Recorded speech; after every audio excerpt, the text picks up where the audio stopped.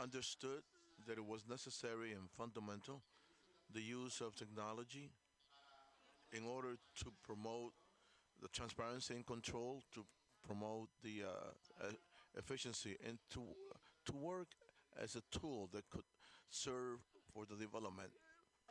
In the end, this is what it should be for. We began to work in this direction,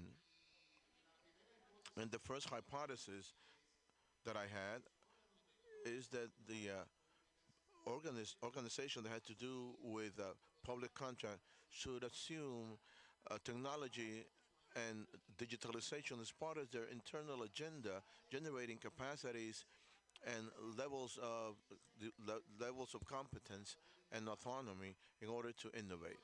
And that is why we created in the first term what is not today known the factor of innovation in public contracts. It's a kind of laboratory of innovation in the inside the organization through a multidisciplinary team with engineers, lawyers, developers, mathematicians. We established the necessity of first having a system that would allow us to visualize the behavior of the systems of contracts in real time. This was the premise that we established ourselves in the first moment. With this, we began to develop what is known today the system of alert and prevention, or what is also known as a system of red flags. Why did we get involved in this task? Currently, the Dominican Republic 460 units of purchase buy and have different dealings through the Dominican state has 105,000 providers. How do we monitor all of these operations when we have from 200 or from 200 to 300 purchases every day? Only through the use of technology. In this direction is what we created this system of prevention, and which has 21 variables that in real time will indicate the behavior of the processes of purchases that are being charged in the system. This has served in order to prevent, to accompany the units of purchases, to support their document of conditions before closing the possibility of mending, and also to, to avoid some processes may be concluded because the origin violates with the norms, and so we have had to suspend some processes because of the alerts that we have developed. Currently, 21 alerts.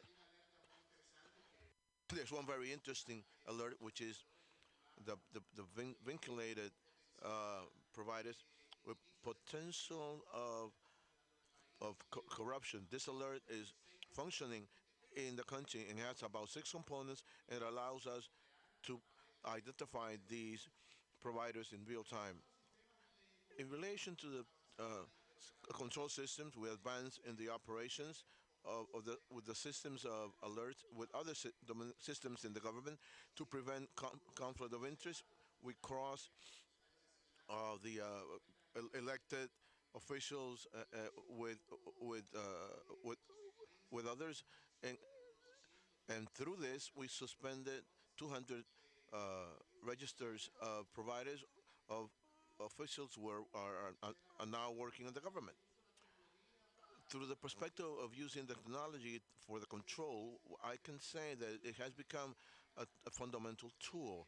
Recently, we accompany an investigation, and knowing the IPs of the computers where the purchases were being charged from, we noticed that from one computer, tens of offers were uh, so this was an indication of potential corruption. There was an important element which I want to develop with the use of technology, and that is how can it serve in order for the purchases to be efficient. besides being transparent, they have to be efficient. We generate a mechanism which allows us to measure the times of the contract, moving the algorithm back and forth. We can say the four aspects in which the units of purchases should develop improvements in order to reduce the times of contracts. In the beginning, a bid between it took 150 days. Nowadays, it has reduced to 70 days on the average. Why? Because we try to measure the times of the contract and we identify the points where there were greater levels of delays, and they were in the elaboration of the conditions after receiving the bid in order to evaluate the bids, after to register the contract and to develop the contract. This is clearly identified with a simple visualizations of the system of contracts. There is the third component, which is fundamental in the use of technology and how it can serve to develop the agenda of strategic purchases. In the Dominican Republic, we can direct processes to the businesses, to the women's small businesses, and the industrial uh, small industry through the because there is a vinculation between the electric system and the databases of commerce and industry to know when one business is a small business, when it's a small business for women, or the interconnection with the basis databases in order to identify if we are facing a big business. So this is a very important component. When we talk about components in technology, we have three views: how it contributes to the transparency and control, and we have experiences in the Dominican Republic which point toward that direction, which we will see in depth. Tomorrow, we were going to sign an agreement on open contracting in order to continue to advance in that agenda, to have more information which is useful for the citizens so they can monitor and investigate a process. And the third element, which is efficiency, we have to contribute so that the contract processes are a lot more efficient, a lot more uh, clear. We have to put into agenda that the end of the contract is not an anti-corruption end. It is to guarantee the life of the people, the rights. We have to think of the elements that from the use of technology can serve for that purpose, and, taking into account that we cannot continue to advance in the transformation agenda or by opening the digital gap, and we have found situations of that sense. Uh, uh, Working with the agricultural producers after we finish with them, after the training and after talking to them about electronic system, they said we are producing, we have what to sell to the state, but how do we develop this? So we have trained them. We have trained the daughters and the granddaughters of this, so they can use this process.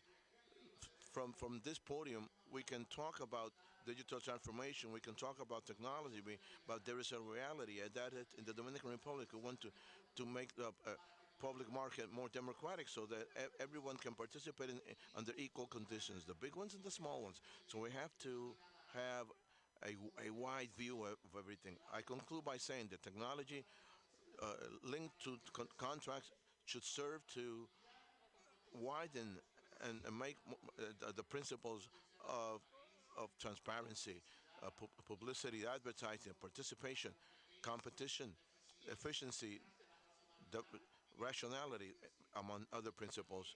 The tools, the main tool to advance in this moment in a transformation agenda, we are convinced that should go hand by hand by technology. And in the Dominican Republic, we are walking that path. And above all, we're clearly trying to generate the conditions in order to innovate. And I'd like to conclude by saying that we have included in the project of law of contract, we have included as a principle the innovation, and from that we are new new ways of contracts, and one of them is the possibility, one that of contracting solutions to strengthen the public administration in the Dominican Republic. Thank you so much.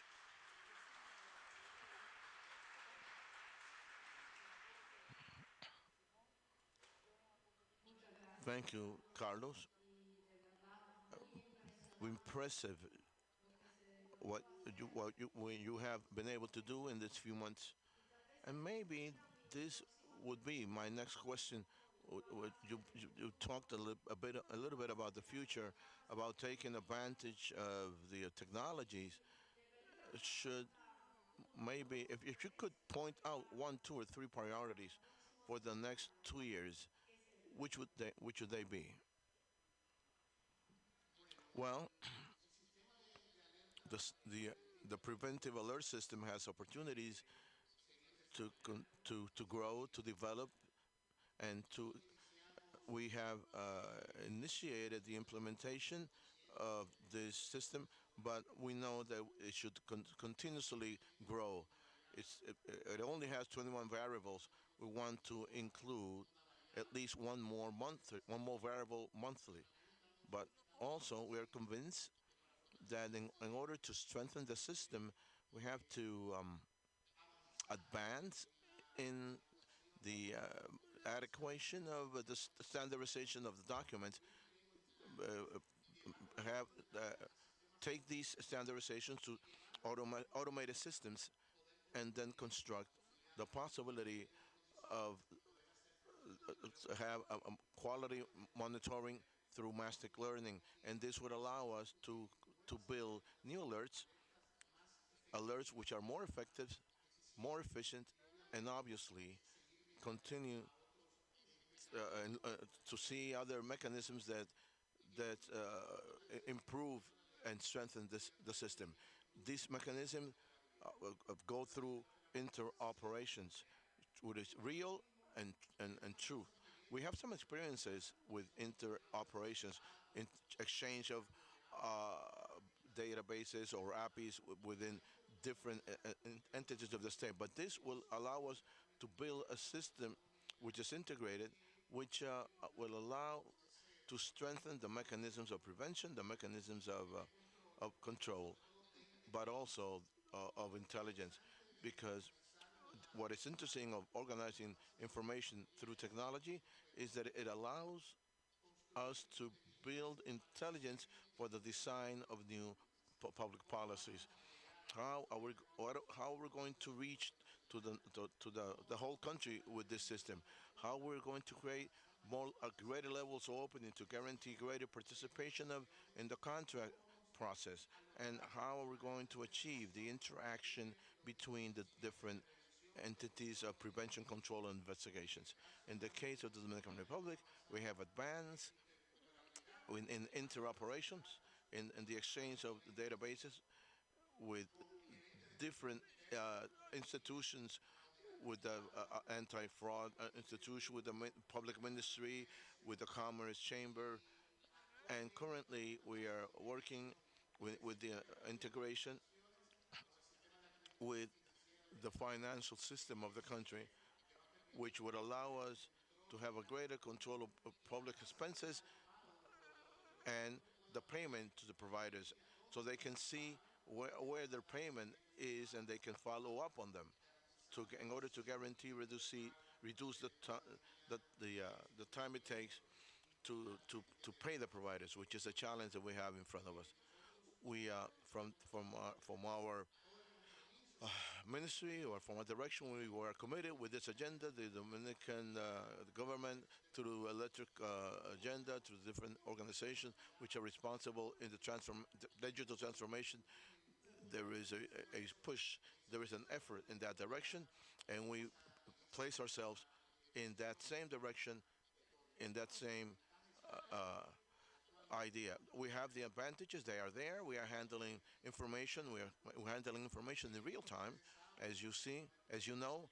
Just to give you an example, the Dominican Republic last week was impacted at least five provinces by a natural disaster.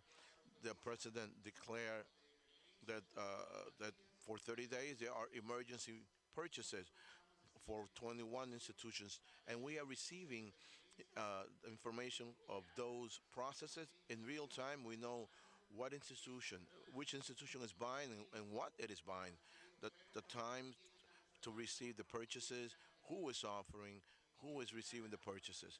So we're handling this in real time, and it helps us for the decision making and for the coordination within the different institutions. As an anecdote, I would like that Doña Milagros is very important for us to have real-time information because the president demands information in real time.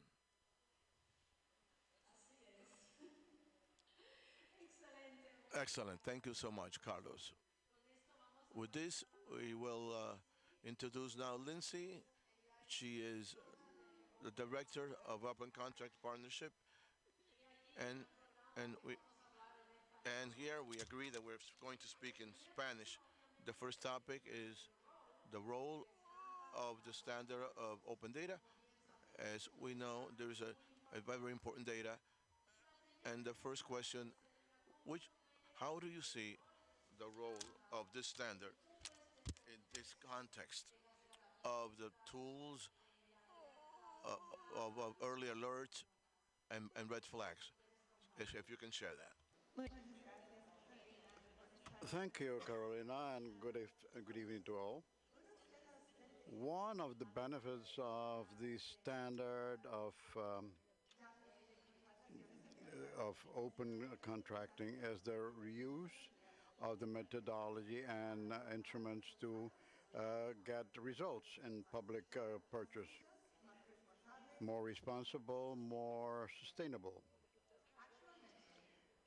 Now, more than the half of the population of Latin America live in the country where the country publicizes like Paraguay and Dominican Republic. And since yesterday, all those data is for the first time in a new register available to be downloaded.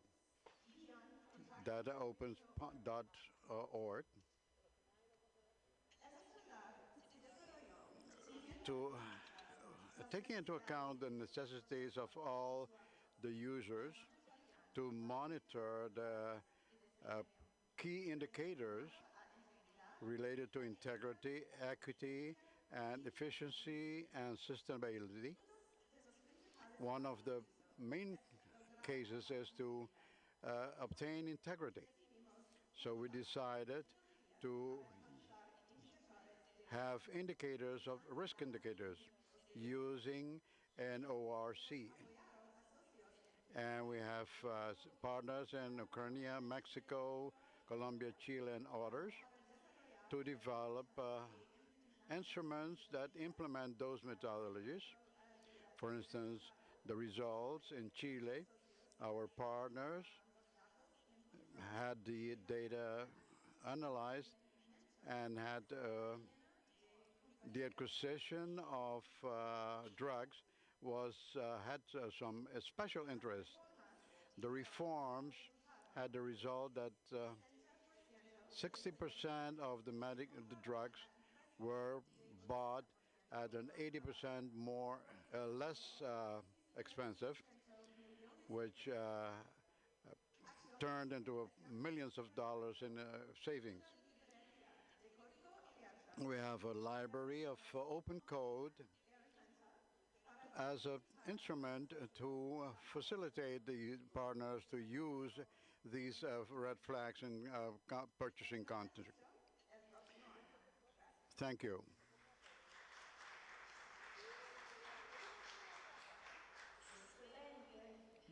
Excellent, fantastic. That's very good to hear. A second question, Lindsay, and maybe if you could share with us the benefits, but also the challenges of working with the public sector in public purchasing and open data. What has your experience been, and is there any recommendation that you would share with us?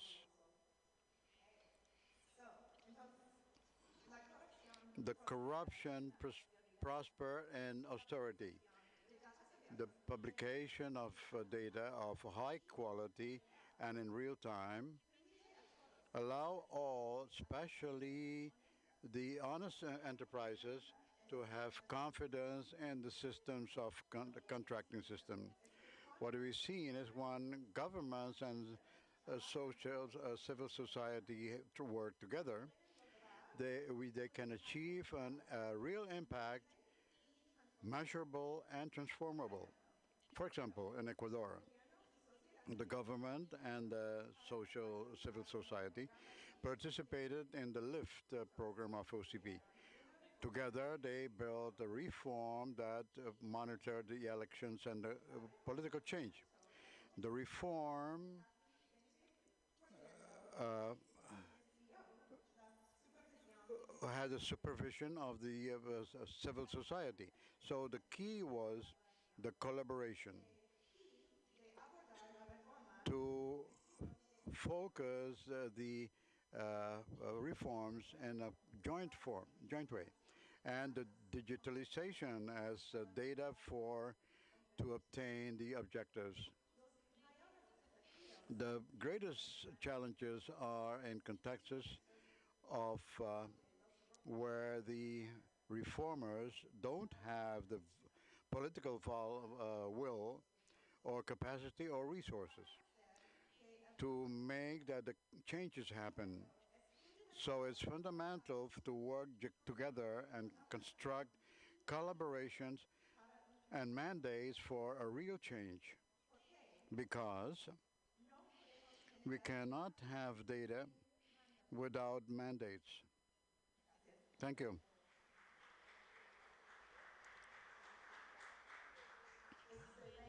Excellent. Thank you very much, Linz and Carlos, Pablo. Really very interesting to hear from you. And I think that imagine that all of us have questions and we would like to hear more, but I understand that the formal part we have to conclude so that we might have a couple of minutes. And if you would like to approach these experts and take advantage of of your questions, I thank you all, and hopefully we will continue with this dialogue. Thank you very much.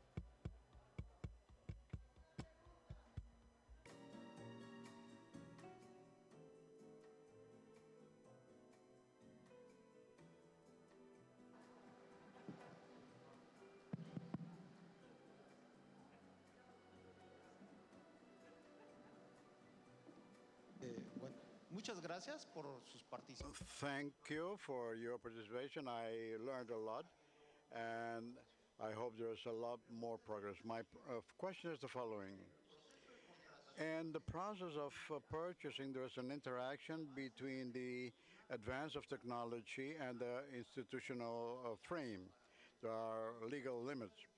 I would like you to comment on the subject of privacy and what are the obstacles and solutions in the process of public purchasing to take into account this dimension.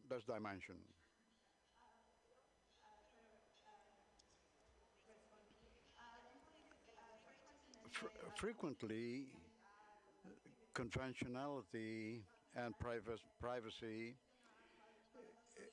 to mention like the partner is and to publicize those mitos, right? The myths of confidentiality. So we made an investigation, a research, to document all the prevalent myths on confidentiality and the examples of publicizing this information that are uh, better to improve public purchasing. I think that you are right in the two judgments you made. The first is certainly for the development of the public purchasing, there are limitations of norms. That's why always there's an advancement of the two agendas. We push the transformation of the digital transformation and the transformation of norms. In case of Dominican Republic, we have a law, a bill in Congress that will change and transform a framework in which we can act more widely in public purchasing. But innovation and technology will be pushing the policies and norms. On the other hand, it will always be a challenge to have this tension between public and private. In the case of public purchasing, we know that one of the fundamental principles is the publicity and the transparency. In the case of Dominican Republic, all the information related to the process of public purchasing is public, with the exception of the processes of purchasing national security. There is a subject which is a pending debate that has to do with the data, personal data, that the organizations handle that are in the registers of the providers. There are two tendencies. One trend is to protect the personal data and the laws related to that. And the other position, which is related to maximum transparency and publicity. Because when we inscribe, we register our personal register and a public register. In principle, we make it public. So this is a discussion going on, an ongoing discussion. It's not new because always when we approach a public and private concept, this conversation is recurrent. It's good for you to bring it up, and you wanted an opinion, and it will be part of a great debate in the future. Pablo, I don't know if you would like to add something more crude and confidential. The citizenship does not tolerate to have an answer based on confidentiality. Only when the law expresses clearly and concise that data will be confidential, I recommend an authority to anchor its reply that allows the confidentiality. But there are some tax imposing matters to be considered. Not only the permanent rules and transparency in purchasing is valuable, but before the session of expressing the documents subscribed by those who register as government providers with special rules. But never we should forget golden rule, which is the pertinence. All the data is public, but every data must have a why for the end use of that information. That pertinency is fundamental. In the last 2 years, we had a law in Paraguay that obliged the shareholders to present a sworn statement of their patrimony. So Microsoft want to be a provider of the state. It has to present its patrimony. If Petrobras, which was of a provider of the state, his action holder, the Republic of Brazil, must have a statement of its patrimony. And it was pronounced in more than 2,000 cases was pronounced as unconstitutional. The transparency will be always recommendable and use as the rest result the confidentiality of the information. Thank you.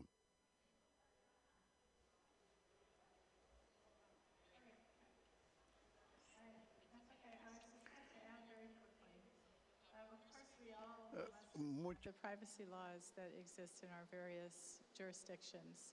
And so I will simply add from a technology perspective, we create technology that enables privacy controls just as we protect security when you're using technology. And we think this is very important and it's adaptable.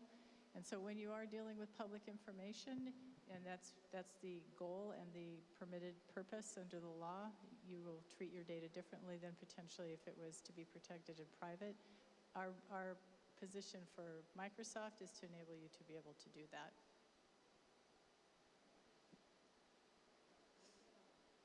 Hola, uy, qué fuerte está esto. Buenas tardes, dado que estamos en un panel anticorrupción. Since we are in a corruption panel, I've seen that Microsoft is condemned by monopolic practices of evasion taxes and is one of the greatest lobbyists, and we see its dominant position in any government, entering any government. My question is if there are red flags penalize that a company might have monopolistic practices and that use the evasion of taxes.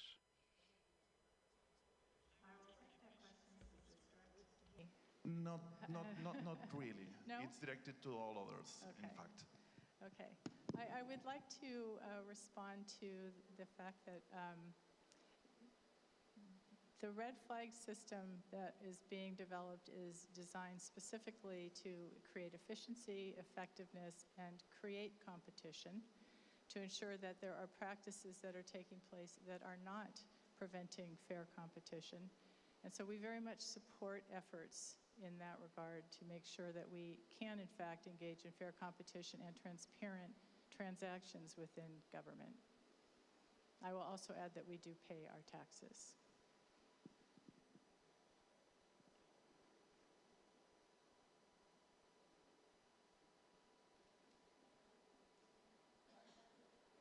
Iba para todo el panel, pero como quieran. It was for the whole panel, but anyways.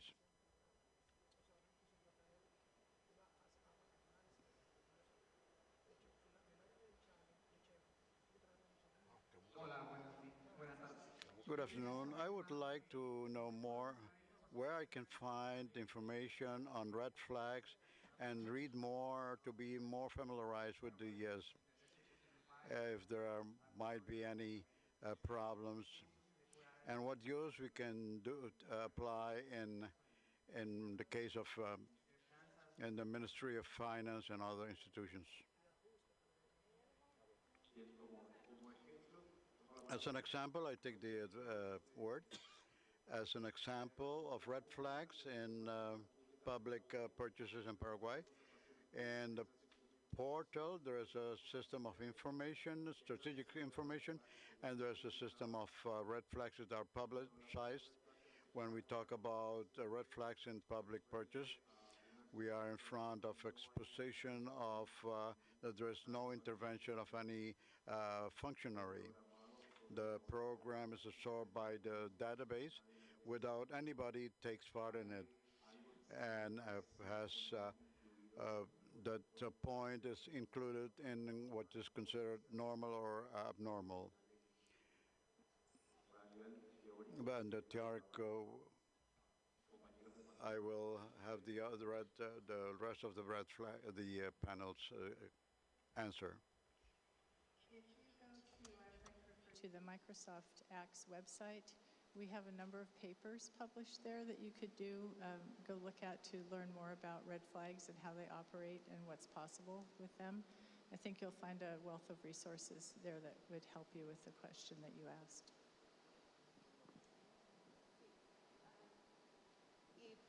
Para nosotros, For us, all our, metodologías están toda nuestra, all our methodologies are licencias abiertas. open, and also we have here the members of the team of data, Joanna and Camila, and you can ask them how to calculate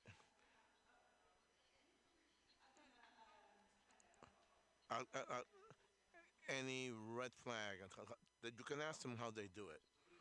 But we can also will be happy to share what we have done in that sense. Thank you very much. With this, we conclude this panel. Thank you so much for your attention. Thank you for our experts. And as we said, we continue this important dialogue. Thank you so much.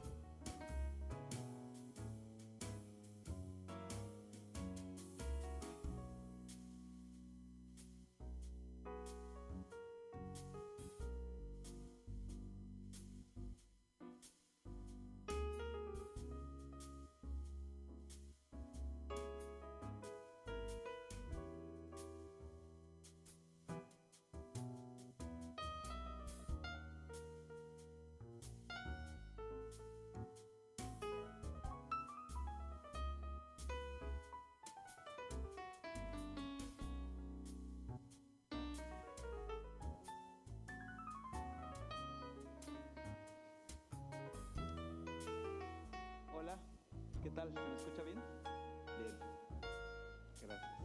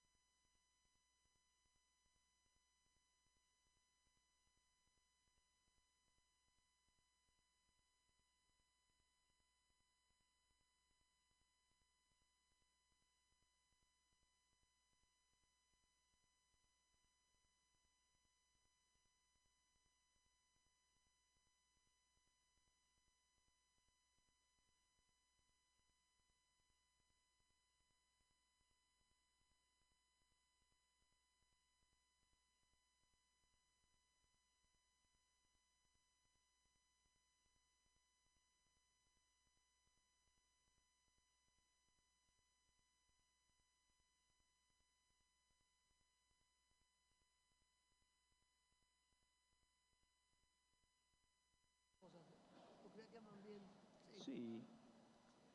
Muy buenas tardes a todas y a todos. Muchas gracias por venir. Good afternoon to everybody. Thanks for being here. Thanks for your patience. We delayed. We're delayed and because of the traffic. After being here for a few days, and it is the last panel of the day, so we have to do this quickly. We have to be out of here by 6 o'clock.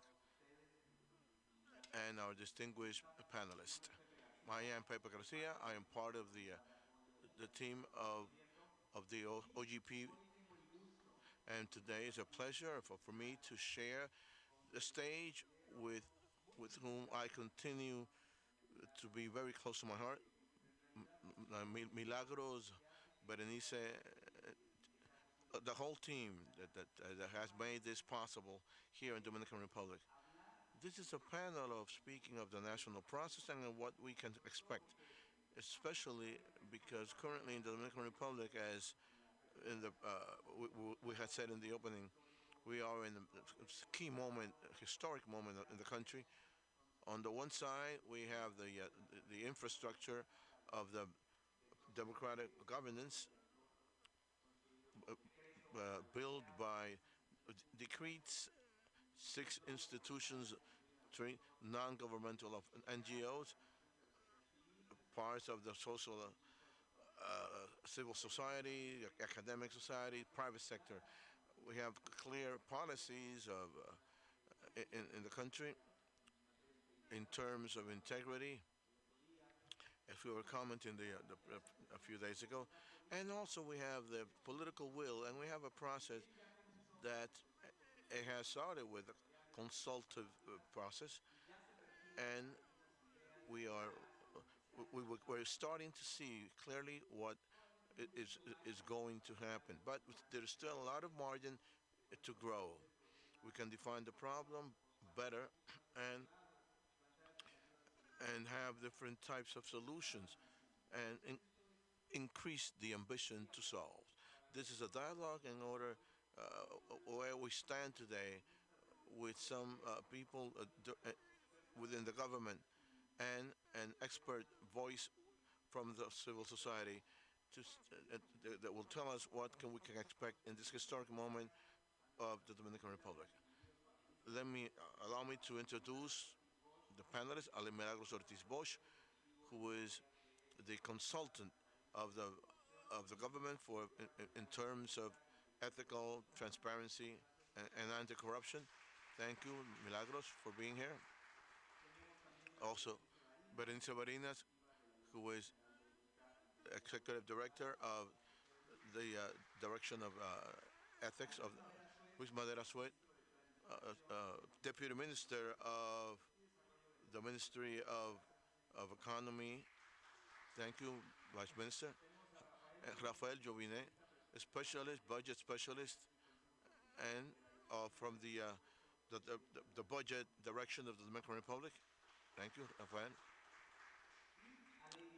And Lady Blanc, which is a part of the Participación Ciudadana in the country from the civil society.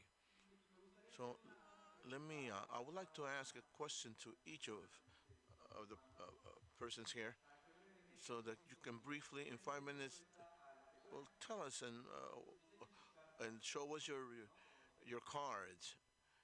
Let's see how do you see this from your strategic positions. And I would like to start with Berenice, so she can tell us a general framework of where we stand with this cooperation. Maybe you can talk to us about the process of the plans and give us a general view of how the process is coming along. Thank you. Really, it's interesting to be here in this afternoon, sharing with you the moment in which Dominican Republic is right now, co-creating it's his fifth action plan. In this moment, this fifth action plan has very specific points, very special point, because it is the first time in Dominican Republic that we have a process of cooperation within the fifth action plan. The Dominican Republic formed its multi-actor forum last year in 2021 through a presidential decree which established the governance of this space in which government and society can come up with real public policies which shows transformation and relevant impact in the quality of life of all Dominicans. And this is how, through this co-creation space and this decree, we begin a process through which the civil society, represented through academies, the business sector, and non-governmental offices, select their representative. The people from the society, from these different aspects, that can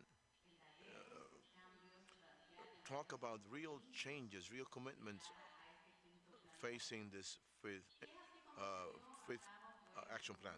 This is how we started a beautiful process through which, through votings, through democratic participation, and this year we elected this first multi-actor forum of open government in the Dominican Republic.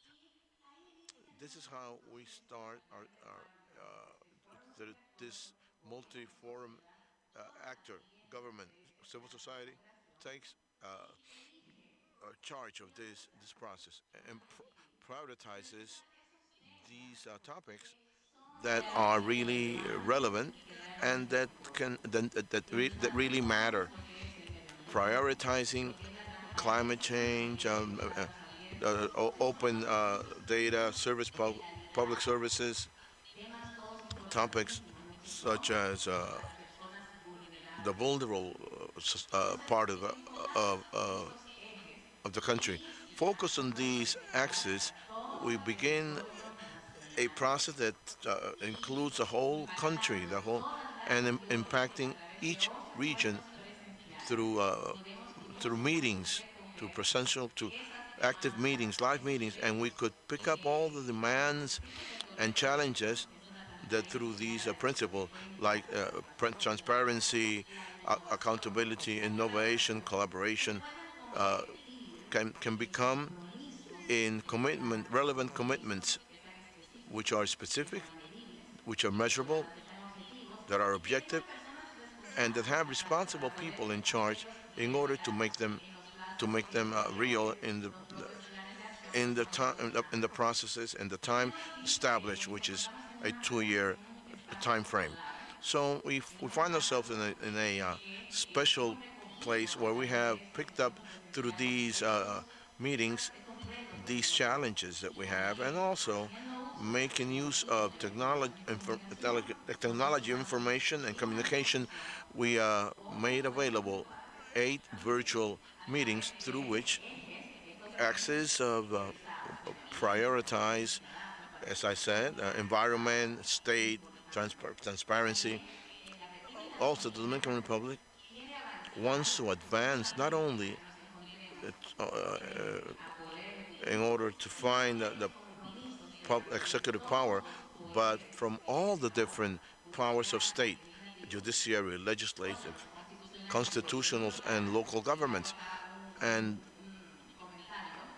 and I'd like to comment that we have a first mun- municipality, local government, which is here in the co-creation process, which is Salcedo, which is becomes part and is part of this process of the fifth action plan.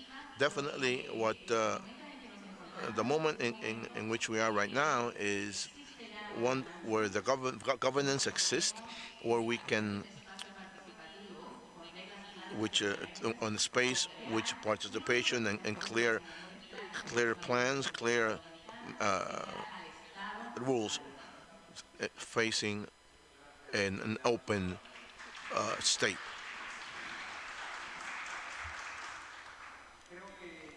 I believe that would be very useful to have a view from the civil society, which are some agendas that are pending that can be promoted from what I said in the beginning. A historic moment, voluntary will of the country, will of the government. The international committees that are here to make this more dynamic. Tell us, lady. It's good that I'm not the last one. I think that the corruption is part of the agenda, main part of the agenda of the Latin American countries. In the case of Dominican Republic, I must say that the culture of transparency does not change from the morning to the evening. We have a new government. It has 2 years. It does now. And we have seen from the executive office that the will is there to go to transparency. And there is a citizenship which has been wakened up and that has demanded mechanisms of transparency and has fought against corruption. We've seen the things that we have suffered due to corruption, and that's why we have a culture of transparency and trying to impose it. We've seen changes, and not only from the point of view of those who have been designated, but there are Dominicans who know our reality, but there are people from out of the country that are not related with what we've been doing and stayed in favor of transparency and against the opportunity. There are things that are central, not only prediction and central, but the fight against corruption has been part of our goal now. And there has been a great advance, steps taken. We've seen the anti-fraud department of the control office. We've seen the will of the president, and without doubt, the determination of Ms. Milagro, which is fundamental. When you talk about transparency of public service, apart from what we've seen, there are a lot of challenges to be faced yet. One, the law of purchasing, public purchasing, which is part of the corruption processes that we've been suffered in the Dominican Republic. So we need, though you asked about the reforms of public purchasing is one of the main goals. The Dominican Republic also doesn't have a law of civil participation. And when we talk of governance, we have to talk about public policies that consider the participation of the civil society. So we need the participation of the citizens in the governance. We have a law of exemption of dominion, and since starting next year, we will have the application of this law, and it will be really operative. And that's one of the reforms that we have pending. And facing transparency is the law of our political party regime. When we talk about open government, we see an organization that participate in the changes. And for that, we need not only a society that allows the participation, but an ear of the government to generate mechanism of participation. The law of the control chamber is to have this mechanism that allow the citizen to participate. And the law of the accounts chamber gives the government through social control that the citizen be part of the fiscalization of the auditing, but citizenship doesn't know that. We have to continue educating the citizens to be part of this process of strengthening the institutional process and against corruption. We've been part of the head of this efforts that has been made by the government with the open government agenda. And one of the things that called our attention is that in this territory, the citizen did not understand why it was important to participate, because why it's important to talk about open government. Since as open government, there is enough more possibilities of reliability. And lady, reflecting this great reforms has to be accompanied by implementation and not only legislation and secondary legislation to implement these reforms, but it have to be turned into projects, and those projects have to take the lives of, touch the lives of the citizen. Vice Minister Luis Madera, who has in his hands a project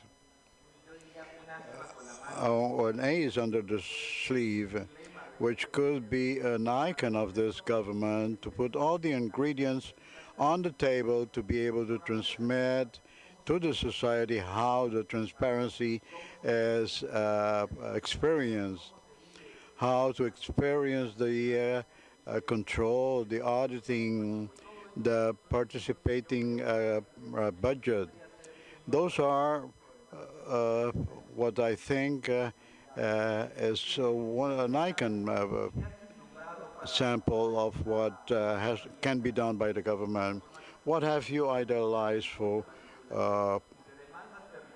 make this become true in provinces and municipalities with the implications of political cost?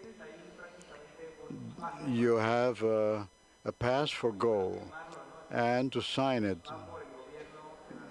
That's on behalf of the Dominican government.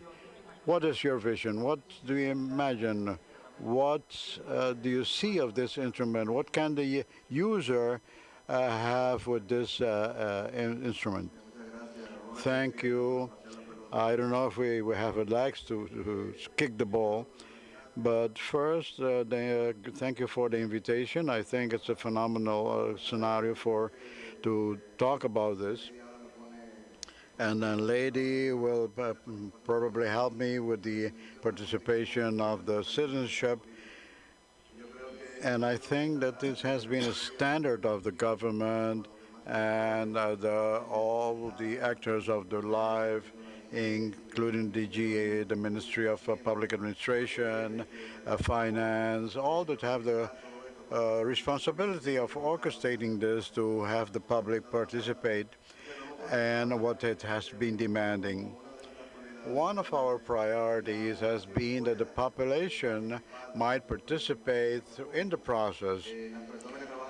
The people that work in the country, we talk about from bottom to up, and we talk about up to bottom, but that we have an encounter in one point where the demands are identified, and from the top down to have the public policies that all that we have been investing in the population becomes in demands. That's how several products have been come up. The relancing of the Development Council municipalities, And the instruments is a map of investment and registration of territorial demands, which I will be talking about. Why is it necessary to have this register that unites the public policies and the use of the citizens? We gathered in all the demands that we've received of 19 plans that we had, 3,200 municipal requests that had been not satisfied. In the last few years, 75 million or 5,000 million have been invested, and we see the schools, but why are there 3,200 requests that have not been satisfied?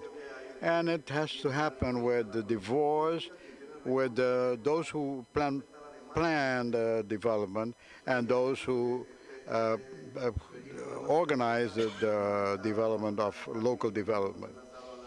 And this is ready to be launched for the population to satisfy those demands that the society has, and the state institution to work on that register and administer those demands to be to comply with the request of the society, budgets and to respond to those requests.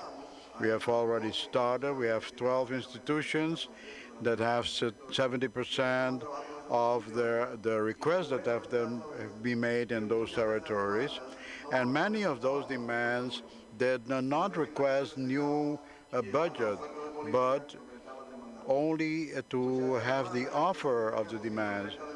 230 requests of capacity building, and they have a program with programs of dozens of millions of pesos, but they were not satisfying the requests that of capacity building in their territories. And without any new budget, 2023, 200 of those 230 requests will now be satisfied without even using additional resources of the state. That register will help us to satisfy all the demands we have in the territory, with all the access that we have in the territory of the Dominican Republic, and the plans of the public sector to help the institutions to satisfy those demands and include them in the plans of development and budgets of those institutions so that the public can be satisfied of their requests and their demands. And that added to the map of investment that will allow the society to be informed of what is the budget that is being executed, so to be able to send that information to the public and send photos of what is being carried out. That's a very good instrument that will allow the awareness of the population on what is the definition of the policies to satisfy their demands. I think with that we will have the demands being satisfied with alignment to what the state can do to satisfy those demands and what institutions have to respond to those demands and challenges in an effective way with the use of resources and satisfying those requests. This is a compromise that we can assume, a commitment, checking those requests and giving reply to those demands with the actual budget that we have. That's for the first time an instrument that can serve to those council of development and territorial municipalities can really make true of what their demands are and the reply of the state to satisfy them. Thank you, Vice Minister. I believe that besides using the process, one of the great strengths is the community and the knowledges.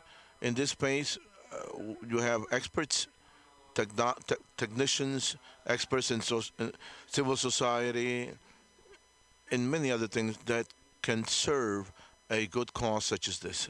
Thank you, sir.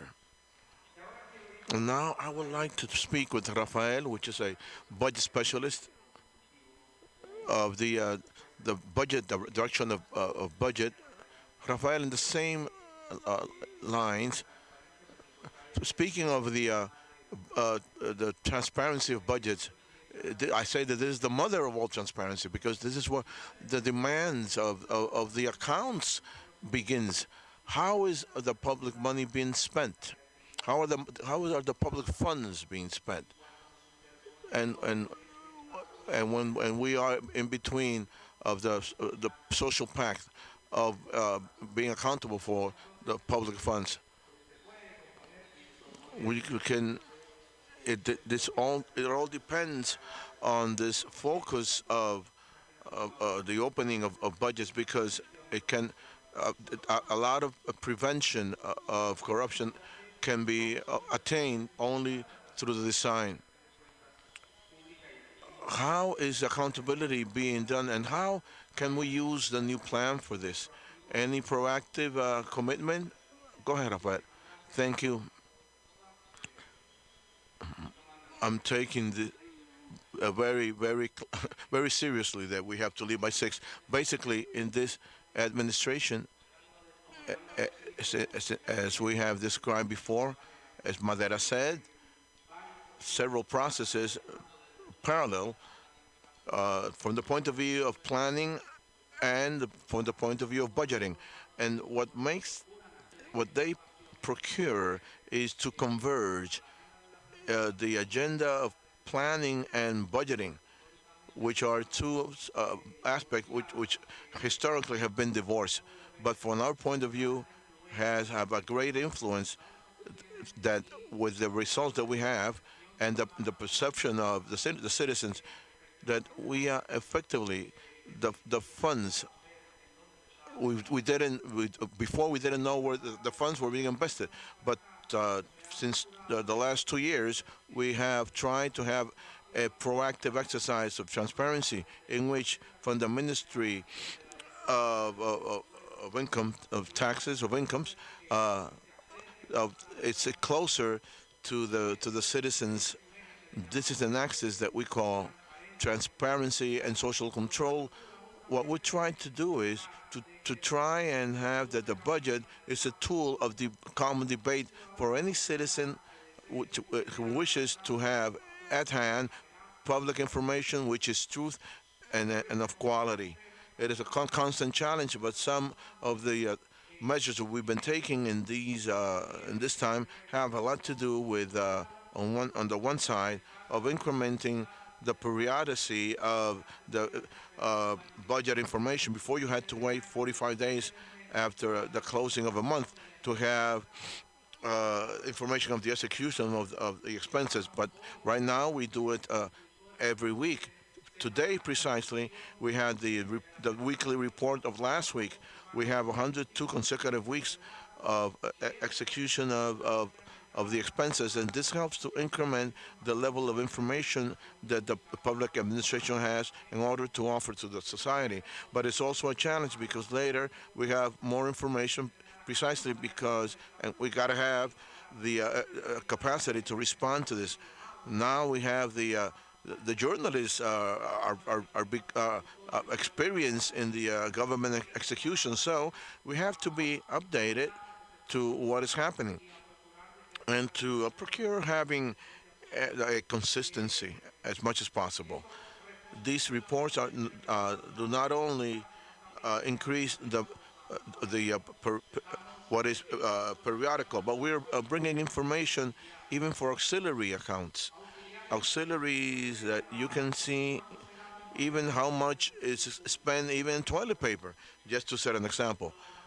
Is a basic unit of what is being bought, a table, a chair, if there's a service, how much is paying it's a payroll. All of these information is available, and this has in the first three places in Latin America in budget transparency, and we also have special reports about certain of other things.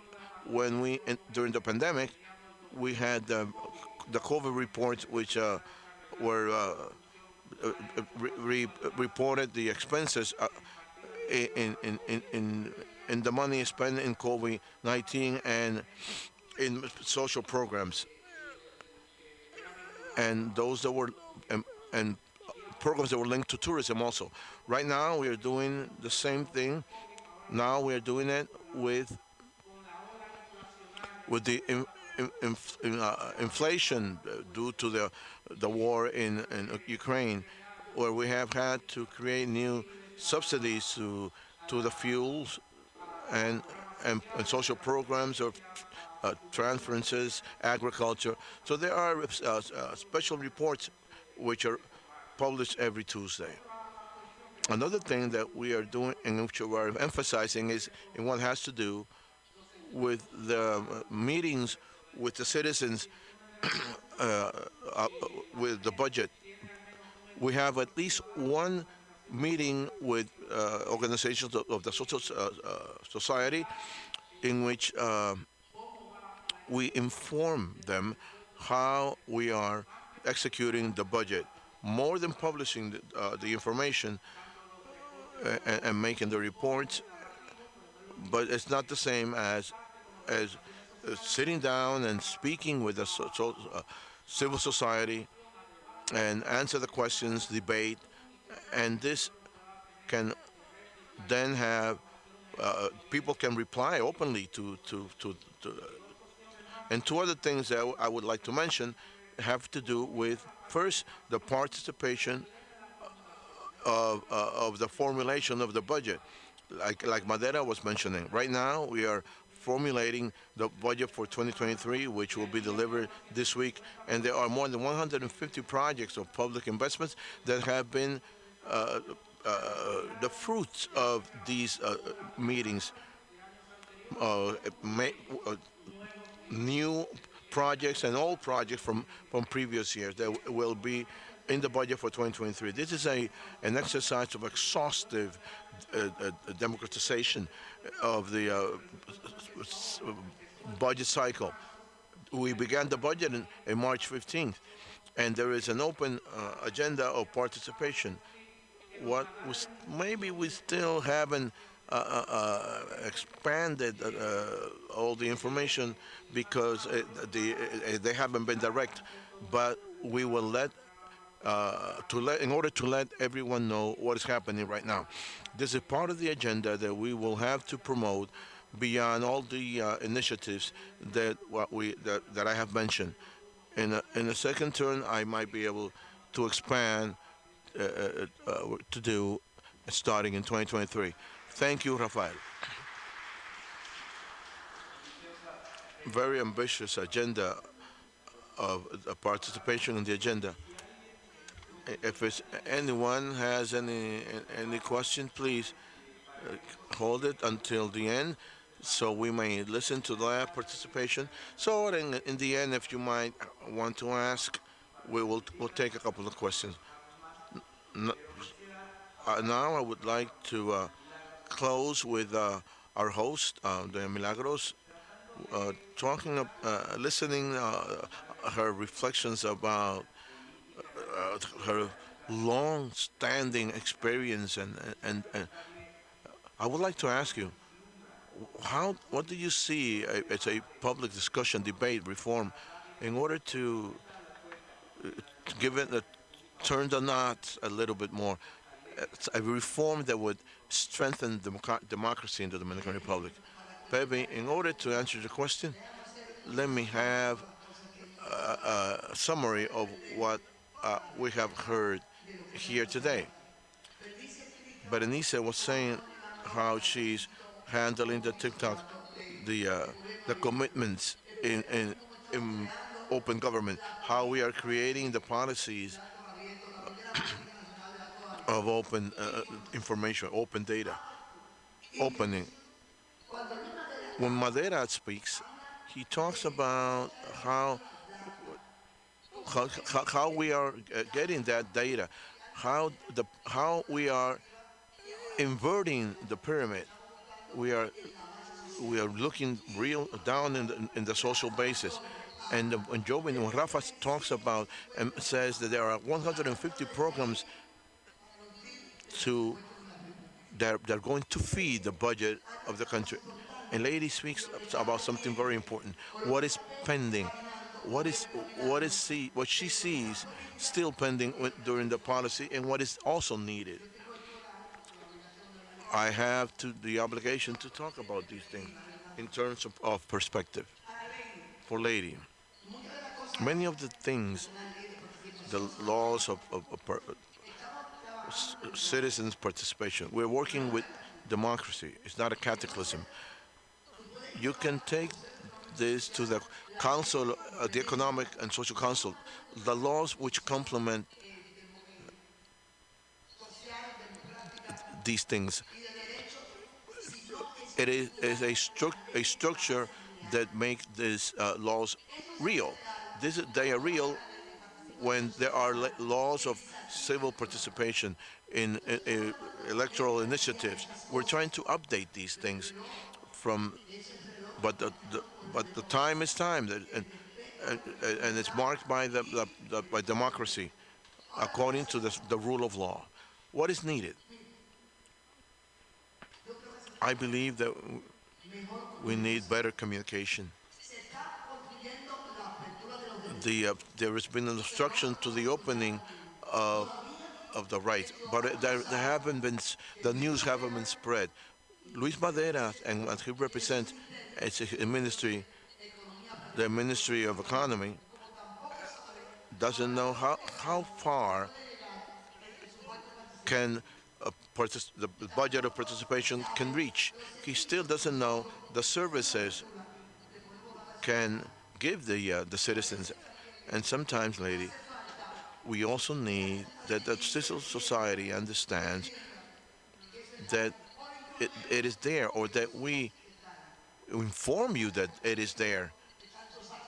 Maybe the hopelessness has produced that. But something hasn't been mentioned. The political parties that have incidents in these things don't see them, but the presence as an entity. I come from the political scene. Everybody knows that. Uh, the, the political policy that believes that that the, the best is the one that represents the society and is used in the benefit of its party and the society. I believe the political parties are forgetting that we are in the world of the data. The representative of Paraguay was saying, along with the panel that presided us, how the information is handled. Political parties, for me, should be parties that that could ask all the parties or to the party system, even if it's not his own, how how do they feel? What is needed is a lot more communication. Is the security that you are being heard is not enough to say it. Is to empower the people that information is there and use everything in the benefit of the country, in the benefit of the citizens. I'm going to make a few jokes. Do you know how much it costs a political party to send that political delegates throughout the country? When with a through the networks, you can plan what is happening on a day-to-day basis, and take that and make the member of the political party an important one. From Article 34 to the Article 39, I helped write the transformation in the citizens.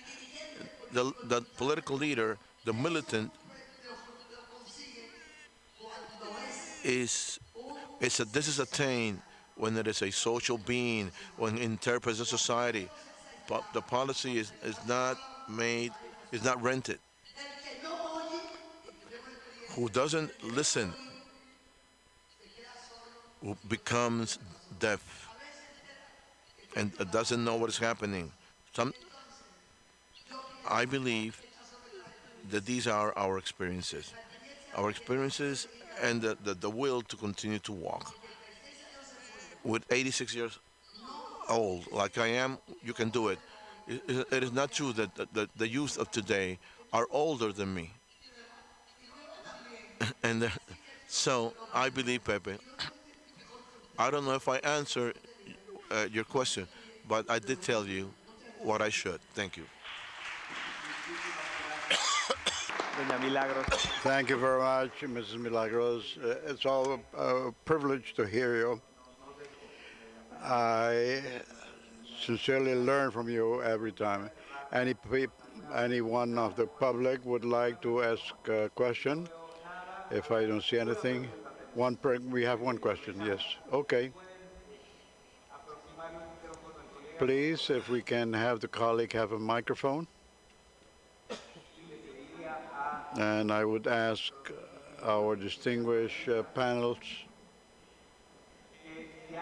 if anyone can respond in 30 seconds, or that can want to respond in 30 seconds, you can take the floor.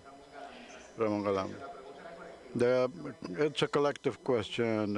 Your last comments regarding the great challenges that the Dominican Republic has and as public open government. What are the possibilities? Let's an opportunity that the Dominican Republic has. Who would like to respond? Yes, Ms. Milagros, Berenice. Thank you. The truth is that the most important is the recovering of the truth, the reliability of the society and the citizen on the government, and that the society takes advantage of this open government through its principles to build the Dominican Republic that we want. At the moment, we are living in the best time of the life, because it allows us to use the data and convert them into public policies that are better for everyone. Now, that great challenge is to use technology that we have, transform through the interoperability of the data of the public administration, those information that are already available and due to technology, and use that information, reuse that information through an opening, a constant opening and progressive of the information which is really relevant, and through this platform that rules the public governance and remake the public policies. Anyone would like to add? Great challenges that we might perceive, and that the subject of tables that have been seen. There is a digital gap. It's true. There is not so many diffusion of open government, what it's good for, how it impacts. There are a lot of education to be done. We must educate the citizens for the exercise of the right, but there is also a real gap, digital gap, which is perceivable in the space that where we are, and that gap is real. So that could limit the exercise of the information. That's part of the treasures we have. I think that this event, Open American, has gathered so many Dominicans and so many exposures and during these 2 days. It's a great opportunity to conscientize, to sensibilize the ideas.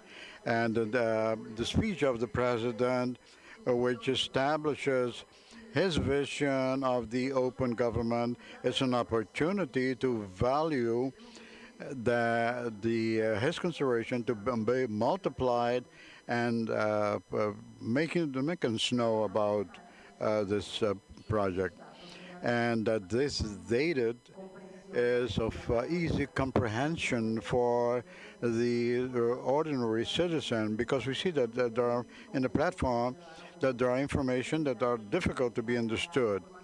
That information should become easier or translated into easier way of understanding. I would like to add that the citizen has to be educated, that is going to consume the information, and we have to train the public servants. That is a challenge. It has to be, it's a commitment that has to be complied with by the public servants. It's a change that we might be opposing, but somebody has to start with it, and slowly this coincidence will come up forward to train people, to educate people. Through statistics, we produce a lot of information, and when people said that there is no data of this and that, I said, I have those data. This in the social net. Why doesn't people use it? So we have to educate the people to use these data, and that it does not only kept by those who are involved in the producing this information. These changes are not spontaneous, it's by demand of the society. And if the society continues demanding, it will oblige us to take measures to comply with those demands. Now, very shortly, I think that effectively there is a communication and political communication when I talk about the strategic administration of the initiatives that are being carried out. That's a challenge of this administration. And also there are challenges from the organization of the civil society. I think that the vanguard now is the units of development, the territories and the provinces and the municipalities, which are the ones empowered to build this participation and in the budget cycle. And there is a challenge of institutionalize the governance, because the political places are dynamic, and they become instrument of promises of changes, and not the basis of a political party. We have to comment what is beyond the financial achievements that we have. We have the responsibility to transmit the results of those financial measurements that are being taken. Thank you, Rafael. And with that, we close our conversation. And a big applause, a big round of applause to our participating panelists. Thank you for your participation. And we'll take a picture, yes.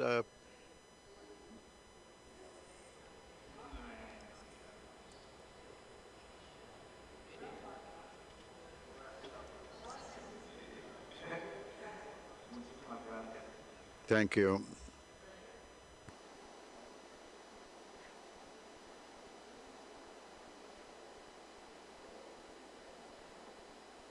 Listo. Muchas gracias. Gracias. Rafa, gracias.